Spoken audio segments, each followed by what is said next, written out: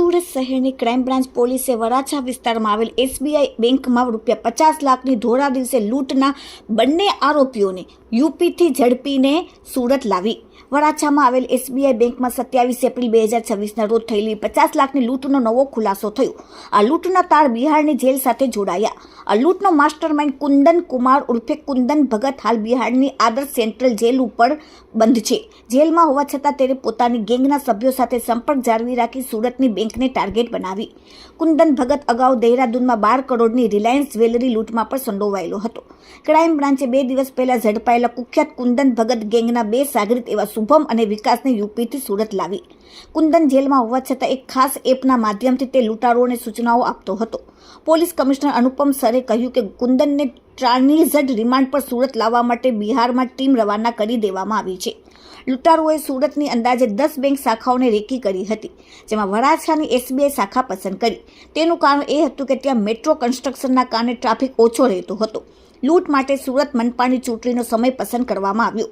ચૂંટણીના બીજા દિવસે જ્યારે પોલીસ ફોર્સ ફિલ્ડ પર ઓછી હોય તે જ દિવસે લૂંટને અંજામ આપી તેઓ ભાગી છૂટ્યા. આ લૂંટારો એટલા બેખોફ હતા કે લૂંટ સમયે ચહેરો પર છુપાવ્યો નહોતો. સીસીટીવીમાં તેમના ચહેરા સ્પષ્ટ દેખાતા હતા, જેથી કેન્દ્રીય એજન્સીઓના ખાસ પોર્ટલમાં રહેતા ગુનેગારોના ડેટા સાથે સીસીટીવી ફૂટેજ મેચ કરતા જ એક પછી એક તમામ લૂંટારોની ઓળખ છતી થઈ ગઈ. આ લૂંટમાં સામેલ લૂંટારોએ એકબીજાને ઓળખતા નહોતા. તેમની ઓળખ છુપાવવા માટે દરેક 4 થી 5 અલગ અલગ ઉપનામો આપવામાં આવ્યા હતા.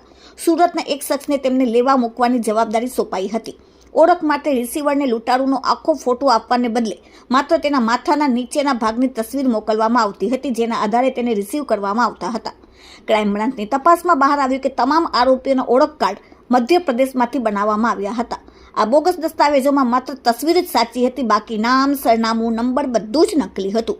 આ તમામ આરોપીઓના ડોક્યુમેન્ટ્સ એક જ જગ્યાએથી તૈયાર કરવામાં આવ્યા હતા.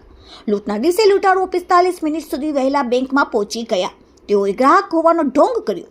અંદર બેઠેલા તમામ કર્મચારીઓની તસવીરો લીધી. કોણ ક્યાં બેસે છે તેનું નિરીક્ષણ કર્યું.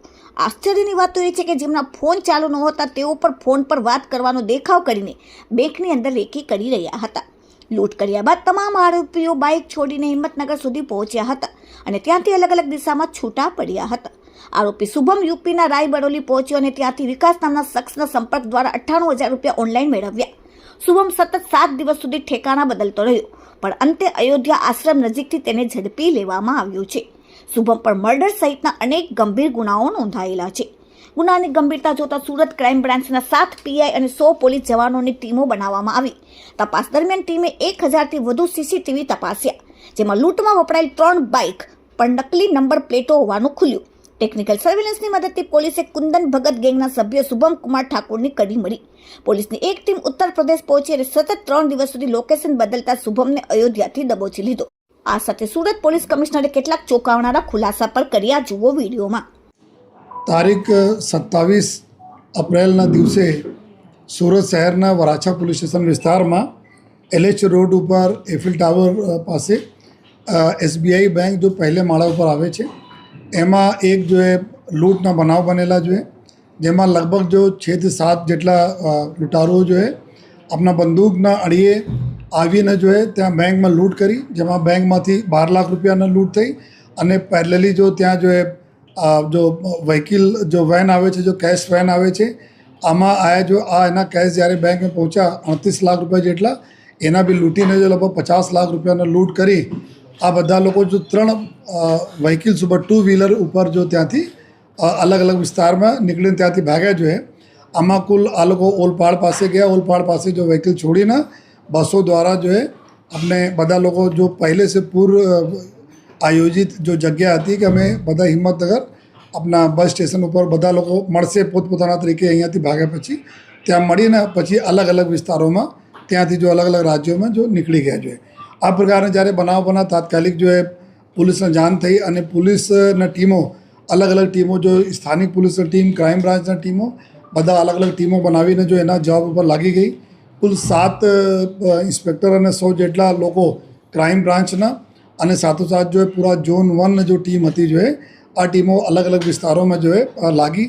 કુલ અમે લોકો જે તે વખતે જો તમામ જો પુરાવો મેળવ્યા બેંકમાંથી જો અમે ફૂટેજીસ મળ્યા જો આજુબાજુ મળ્યા કુલ 1000 જેટલા સીસીટીવી કેમેરાઓના ટીમો જો એના પૂરા જો સર્ચ કરી જોઈએ, એના જો સ્ક્રુટની કરી જોઈએ અને એના હિસાબથી જોઈએ એવું અમે લોકો જો રૂટ ગાડી બધા જો નક્કી કરે અને પછી શહેરમાં આવેલા અમારા તમામ જેટલા બી કેમેરાઓ છે, આ જો અમારા નેટવર્ક જે સુરત સિટીના જોઈએ એના ઉપરથી જો કેમેરામાં અમે લોકો જોયા જોઈએ તો એના બેક ટ્રેક કરતા ગયા જોઈએ અને બેક ટ્રેક કર્યા પછી એવું અમને જાણવા મળ્યા જોઈએ કે લગભગ 2 મહિનાથી આ ગેંગના ઘણા બધા મેમ્બર અહીંયા સુરતમાં જહાંગીરપુરાના જો ઉગત કેનાલ છે એના કેનાલ પાસે જો એક ભાડામાં મકાનમાં રાખીને લગભગ 2 મહિનાથી રહેતા હતા અને ત્યાં જો રેકીને કામગીરી કરવાના ઘણા વખત આ લોકો બેંક ગયા અને આ જો બેંકની સ્થિતિ એવી હતી કે ત્યાં હતા બધા કન્સ્ટ્રક્શનના કામ ચાલે છે જોઈએ, જેના લીધે બંને બાજુ ખોદાણ થયેલા છે, બહુ ઓછા ટ્રાફિકવાળા વિસ્તાર છે જોઈએ, જેના જરૂરત હોય આ લોકો જાય છે, બાકી કોઈ રૂટીન ટ્રાફિક બહુ જ્યાદા ત્યાં રહેતા નથી. તો આ લોકોએ એવી જગ્યા નક્કી કર્યા જોઈએ અને સાથોસાથ એવું પણ નક્કી કર્યા કે જો જ્યારે સૌથી વધારે પોલીસ બિઝી હોય ત્યારે આપણા જોઈએ આ લૂંટના અંજામ આપવાના જોઈએ. 27 એપ્રિલના દિવસ એવા હતા કે 26 એપ્રિલ મહાનગરપાલિકાની ચૂંટણી હતી, 28 એપ્રિલના દિવસે જો કાઉન્ટિંગ હતી તો બધા એના ખબર હતા કે સમગ્ર પોલીસ જો આપણા ઇલેક્શનમાં મોડી રાત તક આમાં બિઝી રહેવાની છે. નેક્સ્ટ ડે જો પોલીસના મૂવમેન્ટ થોડા ઓછા રહેશે જોઈએ ત્યારે આ લોકો જો પ્લાન કરે કે 27 એપ્રિલ જો અમે લોકો આ લૂંટ કરીશું અને એના પછી જો જ્યારે આ આરોપીઓનો અમે લોકો જો ટ્રેક કરવાના ચાલુ કર્યા ત્યારે એવા ખબર પડી કે જો જ્યાં આ લોકો રહેતા હતા જો એનાથી જો મકાનના માલિક હતા એના થોડા બહુ ડાઉટ થયા તો ત્યાંથી છોડીને વેડ રોડ પાસે જો બીજા મકાનો લઈ લીધા જોઈએ અને વેડ રોડ પાસે બીજા મકાનોમાં હતા જોઈએ અને પછી જો આ લૂંટનો અંજામ કર્યા પછી જ્યારે જો તપાસ થઈ, તપાસમાં તમામ અમે લોકોને જેટલા બી પુરાવા હતા જો સીસીટીવીના પુરાવા હોય, બીજા ઘણા બધા પુરાવા ભેગા કર્યા અને હ્યુમન ઇન્ટેલિજન્સ વગેરેનો ઉપયોગ કર્યા પછી જો એવું જાણવા મળેલ જોઈએ કે આ લોકો પાસે જો 3 વ્હીકલ હતી. એક વ્હીકલ તેલંગાણામાંથી ખરીદીને આ લોકો લઈ આવ્યા હતા જોઈએ અને ત્યાંથી ચલાવતા લઈ આવ્યા અને 2 મોટરસાઇકલ અહીંયા ચોરી નહોતી જોઈએ અને એક ખડોદરાના ચોરી થઈ હતી અને બીજા એક મહિના બધા ઘસી નાખી છે આ લોકો રજિસ્ટ્રેશન નંબર વગેરે, જેના અમે FSLના મદદથી રજિસ્ટ્રેશન નંબર કઢાવીએ છીએ જોઈએ, ઇન્જન ચેચિસ નંબર, જેથી ખબર પડે ગાડીને ક્યાંને ગાડી હતી જોઈએ. અને પછી જોઈએ આ જો પૂરા આરોપીઓના જો મોડસ ઓપરેન્ડી એવું હતી જોઈએ કે આપના એક ગેંગ છે, હું આપને નટસેલ બતાવવા માંગીએ છીએ કેવી રીતે આ બધા જો પ્લાન બનાવ્યો જોઈએ. એક પૂરા આંતરરાજ્ય એક ગેંગ છે જેના મેઇન સરગના છે કુંદન ભગત જોઈએ.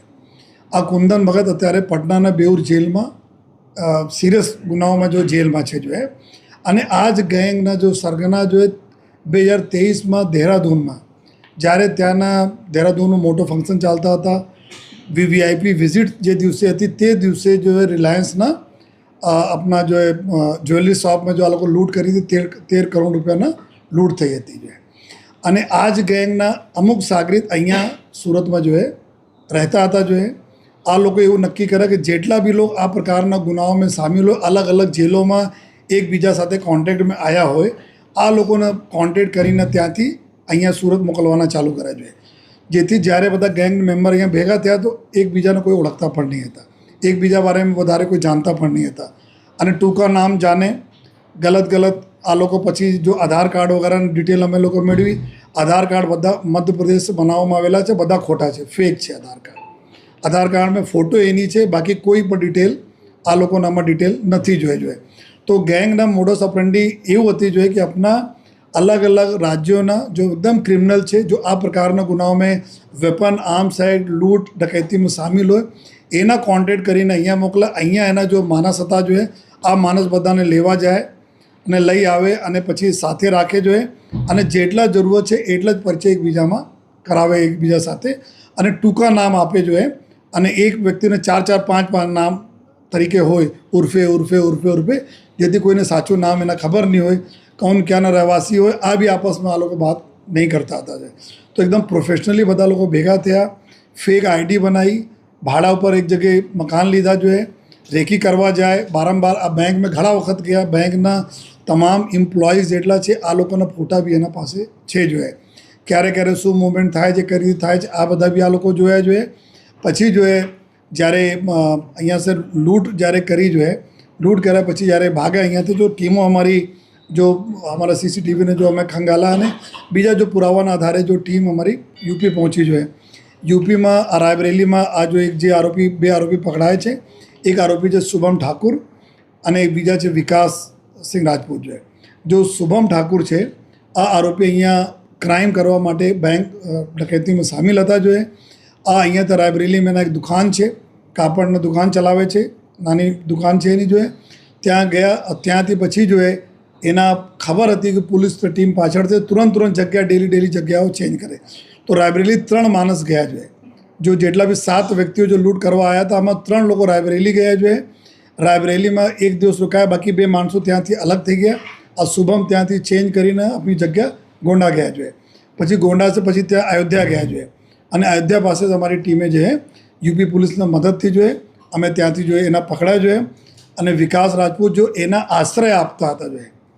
એના સગવડતા ઊભી કરી કે એના ક્યાં એના રહેવા માટે વ્યવસ્થાઓ કરી અને ત્યાં પકડાય. અને 98,000 રૂપીઝ આ લૂંટના પૈસાનો ડિસ્ટ્રીબ્યુશન પછી થવાના હતા, એમાં અત્યારે ખર્ચા પેટે એના ઓનલાઈન 98,000 રૂપીઝ શુભમના મળ્યા, જેનાથી 93,000 રૂપીઝ એના પાસેથી રિકવર કરવામાં આવેલા છે. 3 મોબાઈલો રિકવર કરવામાં આવેલા છે.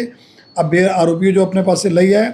તો વિકાસ એના આશ્રય અત્યાર સુધી પુરાવા મળ્યા છે તપાસમાં, એના આશ્રય આપવામાં.